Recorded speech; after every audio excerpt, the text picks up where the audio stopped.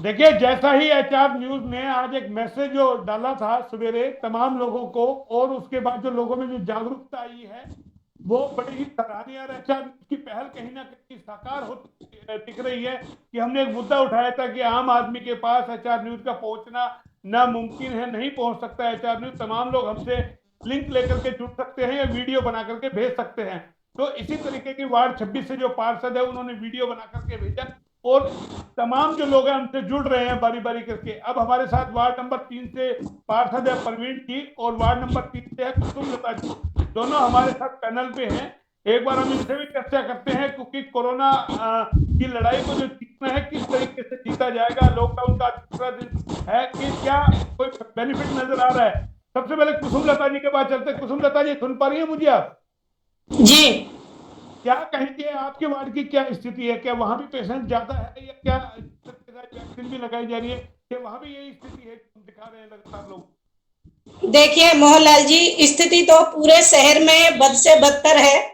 लेकिन अगर मैं बात करूं अपने वार्ड की, तो मेरे वार्ड में स्थिति अभी कंट्रोल में है। और मेरे वार्ड में जितने भी पेशेंट कोविड पॉजिटिव आए हैं, मैं उन सभी की लिस्ट डॉक्टरों से मांगती हूं, और मैं सभी को पर्सनली फोन करके पूछती हूं, और उनको मोटिवेट भी करती हूं कि आप घबराए नहीं, जबकि मैं खुद भी कोरोना पॉजिटिव हूं। जी जी। तो देखिए, कितनी बड़ी बातें निकल के आ रही है हमारे साथ। वो लोग जुड़ रहे हैं क्योंकि कोरोना पॉजिटिव होने की वजह से बाहर निकल नहीं पा रहे। और आप तो एक एडवोकेट भी हैं।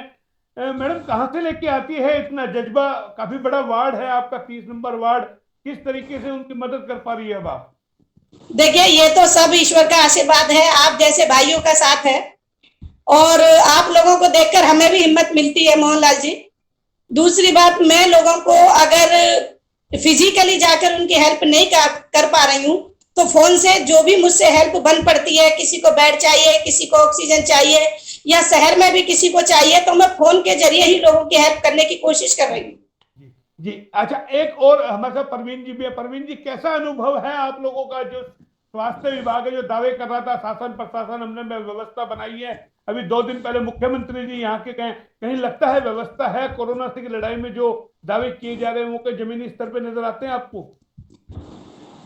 पहले तो मैं मोहनलाल जी आपका बहुत बहुत धन्यवाद करता हूं कि आप एक ऐसी समाज सेवा कर रहे हैं कि जब देश महामारी से जूझ रहा है उसमें आप बाहर निकल के लोगों की आवाज उठा रहे हैं। पिछले दिनों भी मैंने देखा था जब विराट हॉस्पिटल में ऑक्सीजन का कमी हो गई थी, तो आप वहां पर पहुंचे, प्रशासन जागा तो ऑक्सीजन वहां उनको अवेलेबल हो पाए। जी मैं आपको बताना चाहूंगा मोहनलाल जी कि आज देश के हालात बद से बेहतर हो चुके हैं। जिस जिस उम्मीद के साथ इस देश के युवाओं ने प्रधानमंत्री नरेंद्र मोदी जी को सत्ता में लाया था, कि हमें भी एक अंदेशा हो गया था कि देश आगे जाएगा। पर मैं आपको बताता हूँ कि ये देश बड़ी महामारी से गुजर रहा है, और इस देश बर्बादी की ओर बढ़ रहा है।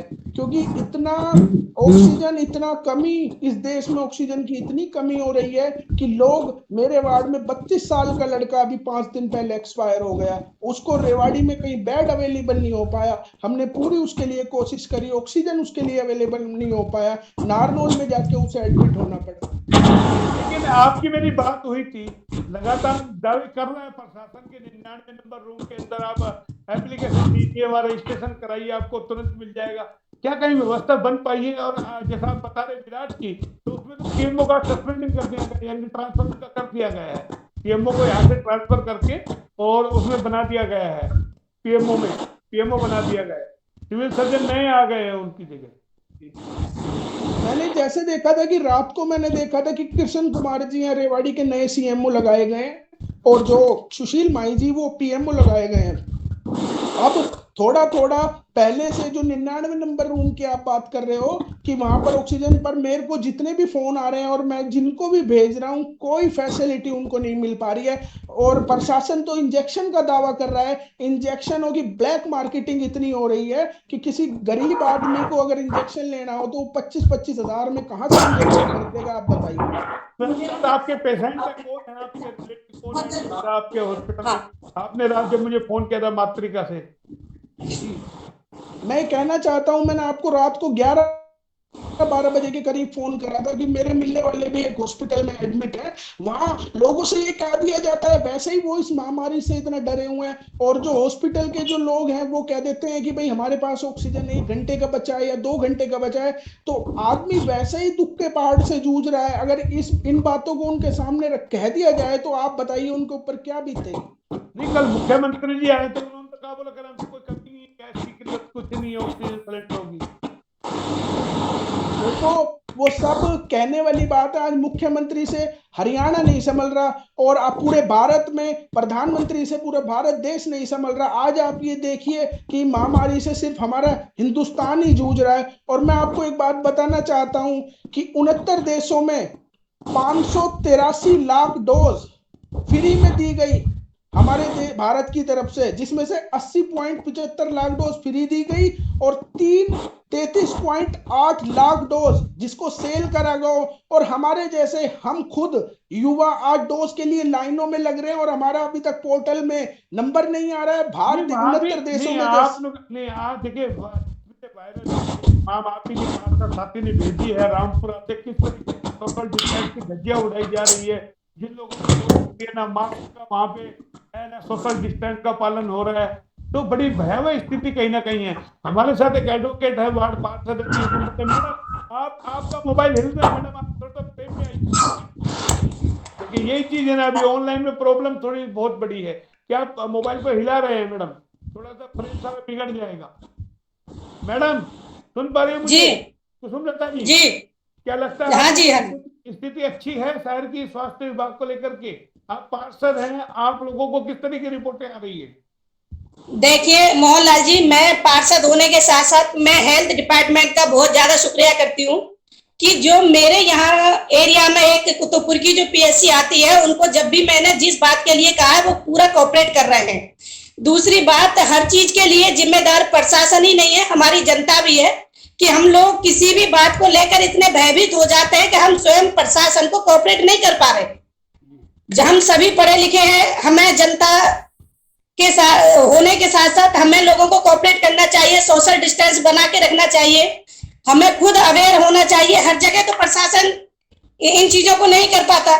जब तक हम स्वयं जागरूक नहीं होंगे तब तक कुछ नहीं हो सकता। रही बात वैक्सीनेशन की, तो मेरे वार्ड में भी वैक्सीनेशन के मैं 3 बार कैंप लगवा चुकी हूँ, और तीनों बार वैक्सीनेशन मेरा सफल रहा। जब भी मैंने हेल्थ डिपार्टमेंट को कांटेक्ट किया, उन्होंने कहा जी कोई बात नहीं, आपके यहाँ पर वैक्सीनेशन करा देते हैं, और वो एक सफल वैक्सीनेशन रहा। मैं इस चीज से खुश हूँ। दूसरी बात, मेरे वार्ड में अभी तक कोई ऐसी मिस हैपनिंग। अगला हाँ जी, सवाल है मेरा कि आप पार्षद है दोनों, क्या चेयरमैन ने कोई मीटिंग बुलाई तमाम पार्षदों के, किस तरीके से निपटा जाएगा, किस तरह की ड्यूटी लगाई गई है पार्षदों की, अपने अपने वार्ड में किस तरीके से कमांड संभाले, नगर परिषद क्या करेगा, क्या सैनिटाइज आपके वार्ड में हुआ है, क्या लोगों को सैनिटाइज वहां मिल पा रहा है, क्या उनके वहां सैनिटाइज हो रहा है घरों के अंदर, कि किस तरीके की तैयारियां हैं? कोई है आपसे बातचीत हुई है, कोई मीटिंग हुई है? देखिए चेयरमैन महोदय ने तो कोई मीटिंग नहीं बुलाई है नगर परिषद के अंदर किसी भी पार्षद को लेकर। रही बात व्यवस्था की, तो हम लोग अपने अपने लेवल पर ही उन व्यवस्था को देख रहे हैं। मैं अपने वार्ड को मोहनलाल जी सैनिटाइज करा चुकी हूँ, मैं अपने वार्ड को सैनिटाइज करा चुकी हूँ। रही बात, हमें अपनी अपनी रेस्पॉन्सिबिलिटी को बीइंग पार्षद होने के नाते हमें स्वयं समझनी पड़ेगी। हमें अपने वार्ड का जिम्मा खुद लेना पड़ेगा। हम किसका इंतजार कर रहे हैं कि कोई हमें आदेश देगा और हम तब किसी काम को करेंगे? हम भारत के नागरिक हैं, और प्रत्येक नागरिक की जिम्मेदारी बनती है कि हम कैसे ही करें, मदद करें, प्रशासन से मिलें और लोगों तक पहुंचे। तो ये हमारी भी जिम्मेदारियां हैं। हमें इंतजार नहीं करना चाहिए कि नगर परिषद कुछ करेगी या अधिकारी कुछ करेंगे या सरकार कुछ करेगी। वही है ना, सफाई व्यवस्था का क्या हाल है? आपके वार्ड की सफाई व्यवस्था चुस्त दुरुस्त है या नहीं है? परवीन जी भी हमारे साथ है। परवीन जी कुछ कहना चाह रहे हैं? परवीन कहना चाह रहा हूँ, जैसे कि हमारी सीनियर पार्षद कुसुमलता जी बता रही है कि मेरे वार्ड में पीएससी है, तो ठीक है, इन्होंने अच्छा काम करा है। पर मैं आपको मोहनलाल जी बताना चाह रहा हूँ वैक्सीनेशन को लेकर कि मेरे वार्ड से सिविल हॉस्पिटल बिल्कुल टच है। तो मैंने जितने भी अपने वार्ड के जो इंजेक्शन लगा, जिनको वैक्सीनेशन कराना था, तो मेरे लिए तो वो सुटेबल करता है कि वो अपना हॉस्पिटल जाके करा लेते। परंतु अब बात आ रही है जो युवाओं को वैक्सीनेशन लग रही है 18 ईयर्स से लेके 45 ईयर्स वालों को, इसमें इतनी दिक्कत आ रही है, मतलब कि मैंने बताया इतने लाख इंजेक्शन विदेशों में तो भेज दिए गए और अपने देश के लिए वैक्सीनेशन है नहीं। तो ये तो एक शर्म की बात है ना जी, देखो। नहीं, वो ठीक है, वो और तो कई राज्यों के पास वैक्सीन नहीं पहुंची थी। नहीं पहुंची खबरें निकल के हाँ। आई थी, हालांकि सरकार ने दावा कर दिया था वैक्सीन एक मंथ में लगेगी, कई राज्यों में कहा गया मैं तो पहुंची है, या हमारे पास मिल नहीं पा रही है, या व्यवस्था नहीं बन पा रही है, बहुत और सारी चीजें दूसरी थी। बात, लेकिन आज लगाई जा रही है, आज कई जगह से तस्वीरें, हाँ, और दूसरी बात तस्वीरों ये में है कि वो तस्वीरें कहीं ना कहीं डरा रही है कि किस तरीके से वह सोशल डिस्टेंस का पालन नहीं हो पा रहा है, धज्जियां उड़ रही है। मैडम, आपका मोबाइल बार बार हिल रहा है, आप फ्रेम में बने रहें, मोबाइल को हिलाएं नहीं, पे जगह स्टेबल कर दे, खड़ा कर दे, मोबाइल को कहीं रख दे, जी ऐसे डिस्टर्ब हो जाएगा। दूसरी मोहनलाल जी ये बात है कि सफाई व्यवस्था को लेकर कभी भी मेरे वार्ड से मैं रोज उनको, अपने जो हमारे दरोगा हैं वार्ड के, वो पूरा अच्छा कोऑपरेट करके चल रहे हैं। और जहां भी मैं उनको सफाई के लिए, मेरे पास व्हाट्सएप मेरे वार्ड का ग्रुप है, जहां भी अगर कोई कंप्लेंट डालता है, मैं 2 घंटे के अंदर अंदर वो पूरा कोऑपरेट करते हैं और साफ सफाई पूरी अच्छे तरीके से वार्ड में चल रही है। और सैनिटाइज के लिए आज वो सुबह मेरे यहाँ आ गए थे और एक एक दो दो गली रोज के हिसाब से वो सैनिटाइज करने का काम कर रहे हैं और मैं अपने वार्ड को सैनिटाइज करा रहा हूँ। तो चलिए, और आप कहीं ना कहीं मैं आपसे एक बात और कहना चाहूंगा मोहनलाल जी।